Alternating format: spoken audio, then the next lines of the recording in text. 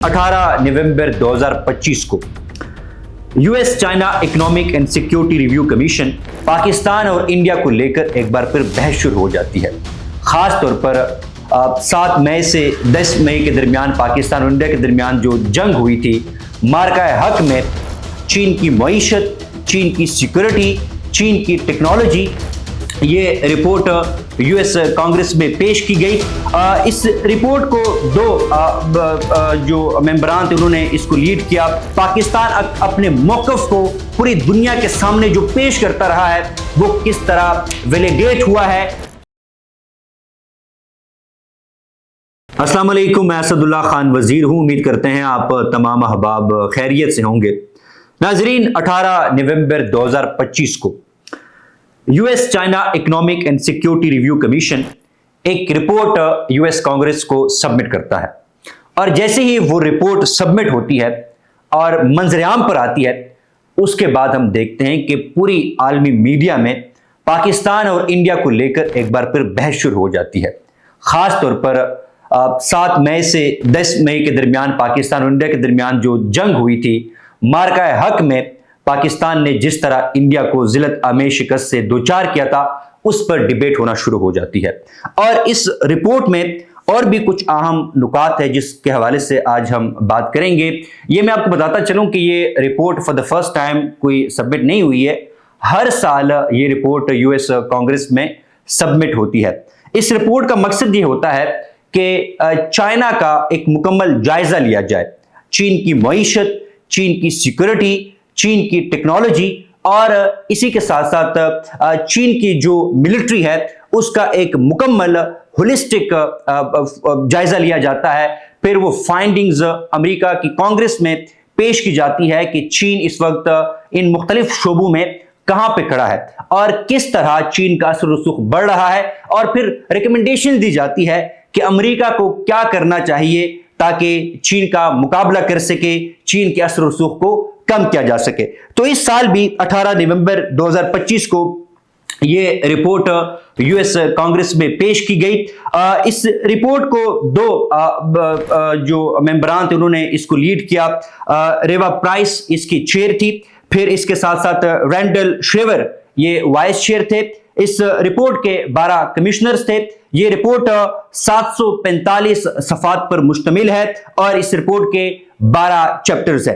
जैसे मैंने शुरू में अर्ज किया कि ये रिपोर्ट सिर्फ चाइना को ही स्टडी करती है। इन 745 सफ़ों में यूएस चाइना के जो ताल्लुकात है उस हवाले से बात की गई है। इन 745 सफ़ों में ये देखा गया है कि चीन मुख्तलिफ शोबों में इस वक्त कहां पे खड़ा है और इसके साथ साथ दुनिया के जो डिफरेंट रीजन्स हैं वहां पर चीन की क्या पॉलिसी है, चीन का इन्फ्लुएंस कितना है। तो इन तमाम मौज़ूआत के हवाले से मुख्तलिफ चैप्टर्स लिखे गए हैं। लेकिन इस रिपोर्ट के पेज नंबर 108 और पेज नंबर 109, अगर आपका ताल्लुक साउथ एशिया से है तो आप ये दो जो पेजेस हैं ये लाजमी पढ़ने चाहिए।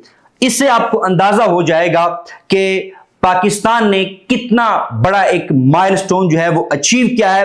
पाकिस्तान जो बात करता रहा है, पाकिस्तान अपने मौक़िफ़ को पूरी दुनिया के सामने जो पेश करता रहा है वो किस तरह वैलिडेट हुआ है, किस तरह पाकिस्तान की मौक़िफ़ की तायद हुई है, इस पर भी आगे चल के मैं बात करूंगा। लेकिन कुछ इंपॉर्टेंट पॉइंट्स है जिसको पाकिस्तानी मीडिया भी बदकिस्मती से इग्नोर कर रहा है, उस पर कोई तवज्जो नहीं दे रहा और ये मैं आपके सामने रख रहा हूं। याद रखिएगा, जब भी कोई इस तरह का डॉक्यूमेंट आता है उसमें जो लैंग्वेज यूज होती है वो बड़ी मैटर करती है। आलमी सियासत में, जियोपॉलिटिक्स में टर्मिनोलॉजीज, अल्फाज का चुनाव, लैंग्वेज का इस्तेमाल बड़ा मैटर करता है। एक एक लफ्ज का वजन होता है। लिहाजा इस रिपोर्ट में पेज नंबर 108 का जो आखिरी पैराग्राफ है उसके लाइन नंबर 5 में मैं पढ़ के आपको सुनाता हूं। During the clash triggered by India's response to a deadly insurgent attack, a deadly insurgent attack. अब नाजरीन, अगर आपको याद हो 22 अप्रैल को पहलगाम का जो अफसोसनाक वाकया पेश आता है, उसके बाद भारत इस नैरेटिव को प्रमोट करने की कोशिश करता है कि भाई ये क्रॉस बॉर्डर टेररिज्म का इंसिडेंट है, ये सरहद पार दहशतगर्दी का वाकया है और पाकिस्तान के ऊपर इल्जाम लगाया जाता है कि पाकिस्तान इस इंसिडेंट में मुलव्विस है। अगर आप इस रिपोर्ट के लफ्ज को देखिए, मैं दोबारा पढ़ता हूं, अ डेडली इंसर्जेंट अटैक, इसमें टेररिज्म का लफ्ज इस्तेमाल नहीं हुआ है, इसमें इंसर्जेंट अटैक का लफ्ज इस्तेमाल हुआ है। और जब आप insurgent attack, insurgency, insurgent word को स्टडी करते हैं तो इसका मतलब होता है मकामी बगावत, अंदरूनी मुजाहमत या अवामी रद्द अमल। तो इस रिपोर्ट ने भारत का जो बयानिया था उस पे कारी जरब लगा दी है। भारत का जो प्रोपेगेंडा था वो तहस नहस हो गया है कि भाई ये एक टेररिस्ट अटैक था। यहां पे वाज़ेह तौर पर लिख दिया गया है कि ये इंसर्जेंट अटैक था। और इंसर्जेंट अटैक तब होता है कि जब आप अपने लोगों के ऊपर मजालिम ढाते हैं और लोग उन मजालिम से तंग आकर आपके खिलाफ कोई मुसल्लह जदोजहद करते हैं, आपके खिलाफ उठते हैं, उनको हम इंसर्जेंसी कहते हैं या इंसर्जेंट अटैक कहते हैं। लिहाजा इस रिपोर्ट ने यह साबित कर दिया कि यह जो इंसिडेंट था यह भारत के अंदर से ही हुआ था। इसमें किसी किस्म की क्रॉस बॉर्डर टेररिज्म के जो सबूत है वो नहीं मिले हैं। और यह भी साबित हो गया है कि इस इंसिडेंट में पाकिस्तान का दूर दूर तक कोई ताल्लुक ही नहीं था। लिहाजा ये अंदरूनी मुजाहमत का रद्द-ए-अमल था जिसकी वजह से ये हमला हुआ था। और पाकिस्तान ने जब ये अटैक हुआ, पाकिस्तान ने शदीद अल्फाज में इस इंसिडेंट की मजम्मत की थी। अब आए इसी लाइन में एक और वर्ड इस्तेमाल हुआ है। मैं दोबारा लाइन नंबर 4 और 5 आपके सामने पढ़ता हूं। During the clash triggered by India's response to a deadly insurgent attack that killed 27 civilians in its contested Jammu and Kashmir region. अब यहां पे कंटेस्टेड लफ्ज यूज हुआ है। यह भी बड़ा इसकी बड़ी सिग्निफिकेंस है। आप सब जानते हैं कि जब आर्टिकल 35A और आर्टिकल 370 को रिवोक किया गया, भारत ने यह नैरेटिव प्रमोट किया। भारत ये कहता रहा कि भाई अब कश्मीर भारत का अंदरूनी मसला है, कश्मीर अब कंटेस्टेड रीजन नहीं है, कश्मीर भारत का है। लेकिन इस रिपोर्ट ने वाज़ेह अल्फाज में कहा है कि ये कंटेस्टेड रीजन है।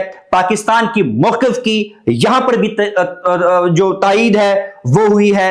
इंडिया ये कहता रहा है कि भाई जो कश्मीर है वो अब हमारा है, पाकिस्तान का इसमें कोई रोल नहीं है। हालांकि पाकिस्तान का मौक़िफ़ यह है कि कश्मीर एक कंटेस्टेड रीजन है और अक़वाम मुत्तहिदा की करारदादों को सामने रखते हुए मसला कश्मीर हल होना चाहिए। अब यहां पर दो वर्ड यूज हो सकते थे, या तो इंडिया जम्मू एंड कश्मीर या फिर ऑक्युपाइड जम्मू एंड कश्मीर। ना यहां पर इंडिया जम्मू एंड कश्मीर का लफ्ज यूज हुआ है और ना ही यहां पर ऑक्युपाइड जम्मू एंड कश्मीर का लफ्ज हुआ है। यहां पे कंटेस्टेड वर्ड यूज हुआ है जिसका मतलब यह है कि ये जो कश्मीर का मसला है ये दो फरीकैन के दरमियान एक तनाज़ा है। कश्मीर के मसले में बुनियादी तौर पर 3 फरीकैन है, पाकिस्तान, इंडिया और कश्मीरी। लिहाजा ये इस रिपोर्ट में भारत का जो एक और नैरेटिव था वो भी तहस नहस हो गया है कि कश्मीर हमारा है। यहां से साबित हो गया है कि आलमी सतह पर कश्मीर को एक कंटेस्टेड रीजन माना जाता है। और जब कंटेस्टेड वर्ड यूज हुआ है तो इसका मतलब यह है कि इसका जो हल है वो अक़वाम मुत्तहिदा के करारदादों के मुताबिक होना चाहिए। नाजरीन आगे चलते हैं। एक और पेज नंबर 109 पे अगर आप देखें तो पैराग्राफ नंबर 2 उसमें वाज़ेह तौर पर लिखा गया है कि Pakistan military success over India in its 4 day clash. अब यहां पे देखें वाज़ेह अल्फाज में लिखा हुआ है पाकिस्तान मिलिट्री सक्सेस, यानी मार्का हक में पाकिस्तान ने फतह हासिल की थी। मार्का हक में पाकिस्तान ने इंडिया को जिल्लत आमेज शिकस्त से दोचार किया था। और ये अगर आपने देखा हो कि जब मार्का हक हुआ उसके बाद इंडिया मीडिया ने इस नैरेटिव को प्रमोट करने की कोशिश की, अरबों डॉलर्स लगाए गए, ये प्रोपेगेंडा किया गया कि हमने पाकिस्तान को शिकस्त दी। डोनाल्ड ट्रंप साहब अब 60 से ज्यादा मरतबा ये कह चुके हैं कि इंडिया के 7 तैयारे गिरे हैं और साथ साथ वो ये भी कहते रहे हैं कि पाकिस्तान को एज हासिल था। अब ये इस रिपोर्ट में भी वाज़ेह तौर पर ये ऑफिशियल रिपोर्ट है। और नाज़रीन मैं आपको बताता चलूं ये किसी सहाफी ने नहीं लिखी, ये किसी पाकिस्तानी ने नहीं लिखी, बल्कि ये बड़े मुशावरत से लिखी जाती है। इसमें अमेरिका की जो इंटेलिजेंस इदारे हैं वो अपना इनपुट देते हैं और बड़ा सोच समझ कर बड़ी मेहनत के साथ इस रिपोर्ट को लिखा जाता है। और फिर इन्हीं रिपोर्ट को सामने रखते हुए अमेरिका को रिकमेंडेशन दी जाती है कि अमेरिका को क्या पॉलिसी अडॉप्ट करनी चाहिए। लिहाजा इस रिपोर्ट में भी वाज़ेह तौर पर लिखा गया है کہ پاکستان نے یہ جنگ جیتی ہے، پاکستان نے انڈیا کو مات دی ہے، لہٰذا انڈیا کا جو یہ نیریٹو تھا کہ پتہ نہیں ہم نے کیا کر دیا، وہ بھی بالکل ہوا کا ایک جھونکا ہی ثابت ہوا ہے۔ پھر اس کے ساتھ ساتھ ناظرین اسی پیج کے اوپر ایک اور بات لکھی گئی ہے کہ یہاں پہ پاکستان نے انڈیا کے طیارے گرائے ہیں۔ یہ بھی جب پاکستان نے یہ موقف اپنایا کہ بھائی ہم نے انڈیا کے طیاروں کو گرایا ہے، تو کہا گیا کہ نہیں، ہم نے پاکستان کے طیاروں کو گرایا ہے۔ حالانکہ امریکی صدر ڈونلڈ ٹرمپ صاحب بار بار کہتے رہے کہ پاکستان نے انڈیا کے 7 طیارے گرائے ہیں، ایک دفعہ تو انہوں نے کہا کہ 8 طیارے گرائے ہیں۔ بہرحال اس موقف کی بھی پاکستان کا جو نیریٹو تھا وہ بھی ویلیڈیٹ ہوا ہے، پاکستان کے موقف کی عالمی سطح پر جیت ہوئی ہے، اور اس میں پاکستانی میڈیا نے بڑا اہم کردار ادا کیا ہے۔ اب یہ سوال اٹھتا ہے کہ اس کی سگنیفیکنس کیا ہے؟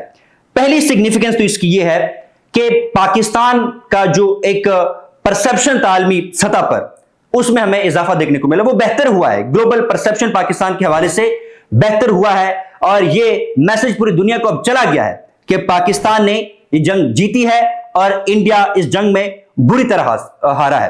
دوسرا جو اہم میسج گیا ہے وہ پاکستان کا ڈیٹرنس کا پوسچر ہے، اور پوری دنیا کو پتہ چل گیا ہے کہ بھائی پاکستان سے پنگا لینا بہت مشکل ثابت ہو سکتا ہے۔ اب ناظرین ایک اور اہم پوائنٹ کے حوالے سے بھی بات کر لیتے ہیں۔ اس رپورٹ میں بھی اس بات کا ذکر ہے کہ چونکہ پاکستان کے پاس چائنیز ڈیفنس سسٹم تھا، چائنیز اسلحہ تھا، اس لیے پاکستان نے بھارت کو شکست دی، اور یہ بھی کہا گیا ہے کہ چائنا نے پاکستان کو اس لیے سپورٹ کیا، اس لیے اسلحہ دیا تاکہ وہ اپنی جو ایڈوانس چائنا کے ویپنز ہیں، ڈیفنس سسٹمز ہیں، ان کو پروموٹ کر سکے اور دنیا کو دکھا سکے کہ کتنے ایفیکٹو چائنا کے پاس ملٹری ایکوپمنٹ ہے۔ لیکن ایک بات یاد رکھیے گا، یہ چائنا نے پاکستان کو جو ویپن دیے تھے یہ 2025 میں نہیں دیے، چائنا نے J-10C پاکستان کو 2022 میں دیا ہے۔ اسی طرح HQ-9 اور دیگر جو ویپنز ہیں وہ 2022 اور 2020 میں دیے ہیں، لہٰذا وہ ملک اس جنگ میں پاکستان کے ساتھ کھڑا رہا ہے۔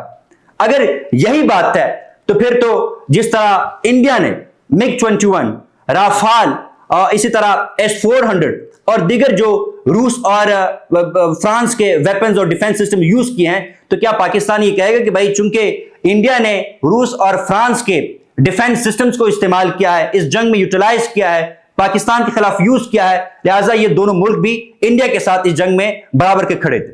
ایسا نہیں ہوتا۔ ویپنز تو آپ کسی سے بھی خرید سکتے ہیں، لیکن ان ویپنز کو آپ کس مہارت کے ساتھ استعمال کرتے ہیں یہ ڈیپینڈ کرتا ہے، اور ویپنز کا استعمال پاکستان کی ملٹری کے علاوہ اور کون بہتر جانتا ہے۔ لہٰذا اس سے ایک اور میسج بھی گیا ہے کہ پاکستان کی ملٹری کتنی پروفیشنل ہے، پاکستان کی ملٹری کتنی کیپیبل ہے۔ نہ صرف یہ چائنیز ویپن، کوئی بھی اسلحہ آپ پاکستان کو دے دیں گے، پاکستان اس کا افیکٹو استعمال کرے گا۔ اور ایک اور اہم بات یہ ہے کہ پاکستان انڈیجنس سطح پر بھی ویپنز کو تیار کر رہا ہے، ایڈوانس ملٹری ویپنز کو تیار کیا جا رہا ہے۔ اور ایک پچھلے ولاگ میں نے آپ سے ذکر کیا تھا کہ کس طرح پاکستان نے مقامی سطح پر خود کار بحری کشتیاں بنائی ہیں۔ لہٰذا یہ جو ایک نیریٹو ہے کہ چونکہ پاکستان کے پاس چینی ساختہ اسلحہ تھا، اس لیے پاکستان اس جنگ میں جیتا ہے، پاکستان نے کامیابی حاصل کی ہے۔ اس طرح تو انڈیا کے پاس بھی روس اور فرانس کا اسلحہ تھا، ڈیفنس سسٹمز تھے، لہٰذا یہ جو نیریٹو ہے، یہ جو پوائنٹ ہے، بالکل illogical نظر آتا ہے۔ بہرحال اس رپورٹ سے پوری دنیا کے سامنے واضح ہو گیا ہے کہ پاکستان نے جو موقف گلوبل میڈیا کے سامنے رکھا تھا وہ ویلیڈیٹ ہوا ہے، وہ حق پر تھا، اور انشاءاللہ آگے بھی اگر کسی نے بھی پاکستان کے خلاف مس انوینچر کرنے کی کوشش کی تو پاکستان وہ جواب دے گا کہ صدیہ یاد رکھے گی۔